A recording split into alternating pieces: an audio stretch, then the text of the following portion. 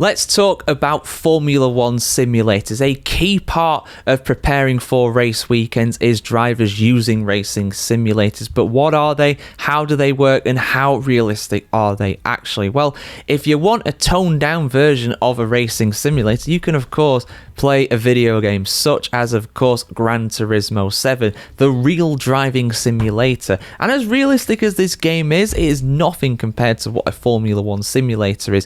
Not just because of the software, but also the hardware in particular as well. You may have an amazing rig setup at home if you're a sim racer, but you probably won't have something on the level of what Formula One teams have nowadays.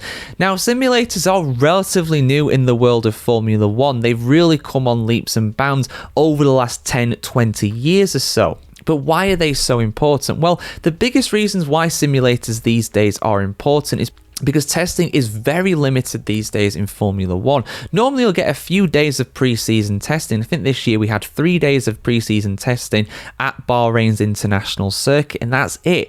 Back in the day, you go back to the 80s, the 70s, the 90s, even into the noughties as well, testing was pretty much unlimited. You'd have the great Michael Schumacher, for example, turning in thousands upon thousands of laps around Ferrari's Fiorano test track before they even got to the first race of the season. Nowadays, though, because of the cost of testing and because of the environmental impact of testing, and also just to give a bit of unpredictability as well when it comes to testing cars, testing is massively limited. You know, you might have a post-season young driver test, you might have the odd in-season test every now and again, but it is very much limited. So simulators are the next best thing. They are not perfect, of course. It is never going to be as good as getting out on the track. It's never as realistic as that, because as realistic as these simulators are, there's so many different variables to making them as real as possible, but they are very impressive. They do of course simulate the engine for the car, they simulate the tyre wear, the track conditions, fuel management, all the different buttons that you get on a real steering wheel on a real Formula One car. It will be on the actual simulator itself. In fact, it'll basically be a model of the cockpit they can expect it to be in. Everything will be the same. The only difference is there are no actual physical tyres going on an actual physical track. It is just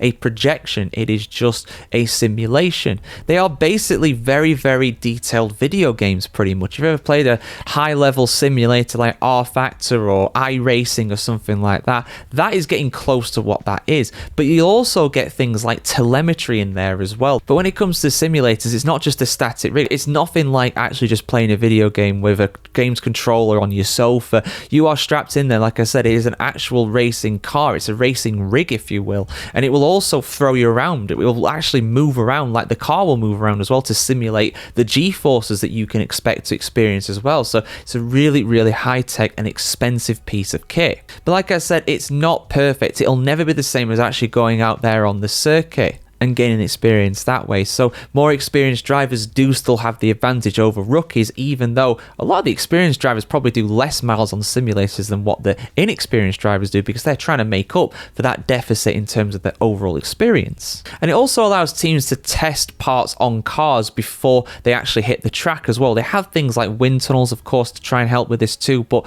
if a driver wants to get some input on the upgrades of the cars, they may well test it virtually and see how the differences between the new part and the old part. But yeah, that's basically the rundown of it, guys. That's why F1 simulators are so popular nowadays with all the teams. Every team has one. Every team has one back at their home base. They are very expensive pieces of kit, but compared to actually going out and testing, they are very cost effective, particularly in a cost cap era. Even if the teams could go out and test as much as they wanted to, a lot of them probably wouldn't have the finances to be able to do so.